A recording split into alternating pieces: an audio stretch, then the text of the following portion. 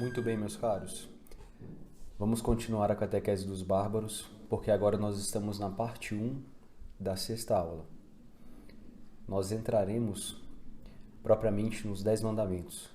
Foi dada uma introdução, né? Foi dada uma introdução na aula 5 sobre os mandamentos. E agora nós vamos falar sobre o primeiro, o segundo e o terceiro mandamento nessa primeira parte da aula. A primeira coisa que se deve entender é que os 3 primeiros mandamentos compõem a primeira tábua dos 10 mandamentos e os outros 7 compõem a segunda tábua. E por que é dessa forma? Porque a primeira tábua dos 10 mandamentos relaciona-se ao nosso culto a Deus, a nossa relação com Deus. E a segunda tábua é a nossa relação, o modo como nós devemos agir diante do próximo e, em consequência, diante de nós mesmos, né? Primeiro mandamento: amar a Deus sobre todas as coisas, né? E por que amar a Deus sobre todas as coisas? Porque amar a Deus e adorar a Deus, dentre todas as nossas possíveis ações, ela tem que estar no topo da hierarquia, ela tem que ser a primeira. Porque se ela não for a mais importante, a nossa vida desordena-se. As coisas menos importantes vão se tornar prioridade e a nossa finalidade, que é alcançar o céu, não será alcançada. Por isso que a primeira é amar a Deus sobre todas as coisas. Mas como amar a Deus? Amar a Deus é fazer culto a Deus, né? É adorar o Criador.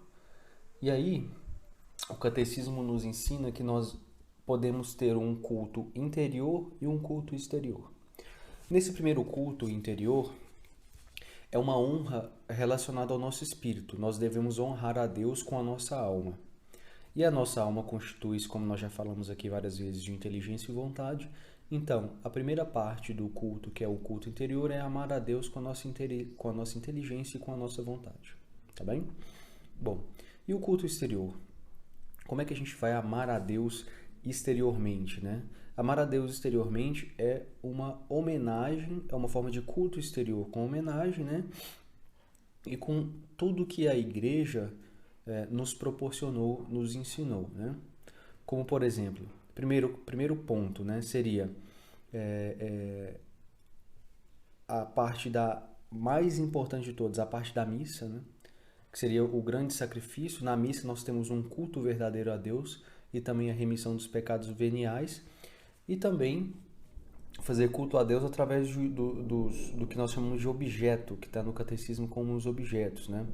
Como, por exemplo, não uma adoração aqui nesse caso, mas uma veneração através de seus objetos, como uma cruz, como uma relíquia de santo, porque através dos santos e da Virgem Maria nós conseguimos, nós encontramos meios, né, para chegarmos até Deus, né, para adorarmos a Deus.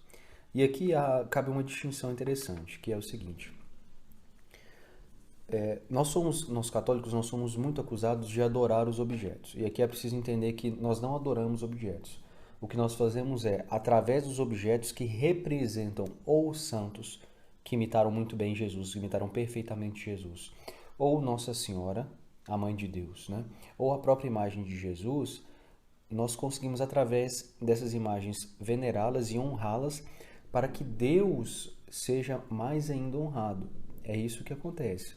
Tanto é que nós fazemos uma definição e uma distinção de honrarias, né? As honrarias mais simples e inferiores, vamos dizer assim, vamos colocar assim, nós chamamos de dulia, que é em relação aos santos que imitaram perfeitamente Jesus. O segundo ponto seria uma superdulia, que é uma veneração, uma honraria especial, que é uma honraria devida a Nossa Senhora. E o terceiro, aí sim, é a adoração, que significa adoração, que é latria, que latria é adorar. Então, nós católicos adoramos a Deus, a nossa latria é devida, a nossa adoração é devida apenas a Deus. Em segundo lugar, uma veneração muito especial, que é a Nossa Senhora. E por último, em terceiro lugar, uma veneração, que é a dulia, aos anjos e santos. Muito bem. Então, este foi o primeiro mandamento, amar a Deus sobre todas as coisas. E o segundo mandamento, não tomar seu santo nome em vão. Nós vamos condensar tudo nessa parte aqui dessa aula, tá? Não tomar seu santo nome em vão. Esse é o segundo mandamento. E o que nos ordena, né, o segundo mandamento, não tomar seu santo nome em vão? A primeira coisa é não pronunciar, né, o nome de Deus, nem por brincadeira, né, uma brincadeira que não tem sentido, não há necessidade disso, nem por blasfêmia, que seria uma diminuição, uma falta de honra em relação ao nome de Deus. Tá? E por último, né, que seriam os falsos juramentos. Há um equívoco também muito grande em relação aos juramentos. Nós podemos jurar, desde que o juramento seja o juramento que trate da verdade. Porque o que é o juramento? Vamos lá. O juramento é colocar Deus como testemunho de algo verdadeiro. Você está testemunhando a Deus que o que você está falando, né, ou fazendo é verdadeiro. Agora, é claro que um juramento falso desonra a Deus. E um juramento falso é um pecado mortal. Por isso, fere o segundo mandamento. Por quê? Porque você testemunha uma falsidade. Você é injusto com Deus, porque você testemunha algo que não é verdadeiro. Logo, você está desonrando a Deus. Tá bom? Então, esse propriamente é o segundo mandamento, tá? Que nós passamos agora do primeiro mandamento, amar a Deus sobre todas as coisas. O segundo mandamento, não tomar o santo nome de Deus em vão. E para em sequência aqui, como terceiro mandamento, importantíssimo também, guardar os domingos e dias de festa. Nós não guardamos mais o sábado. E por que nós não guardamos o sábado, né? Como os judeus guardavam ou como alguns protestantes que são judaizantes ainda guardam? Porque Jesus, né, como representante da nova e eterna aliança, ele ressuscita no domingo. E a ressurreição de Jesus é a representação da nossa salvação e da nossa vida eterna. Por isso que a nova aliança agora é representada pelo domingo e não mais no sábado. Logo, nós católicos que estamos regidos pela nova e eterna aliança, guardamos o domingo. Domingo significa dia do Senhor. E por isso nós guardamos o domingo. Agora, o que é guardar o domingo ou os dias de festa, né? Por exemplo, não fazer atividades que sejam manuais ou que vão te gerar tanto esforço que vão te impedir, por exemplo, de fazer o santo sacrifício da missa no domingo, né? De guardar o seu espírito e a sua alma para Deus. É claro, se há alguma ação, se você trabalha e o seu trabalho é um trabalho de, por exemplo, trabalho policial, que é um trabalho ou de bombeiro que exige a garantia da vida das pessoas, de terceiros, você vai trabalhar. Não tem como você fazer isso, porque isso é uma obrigação sua de Estado.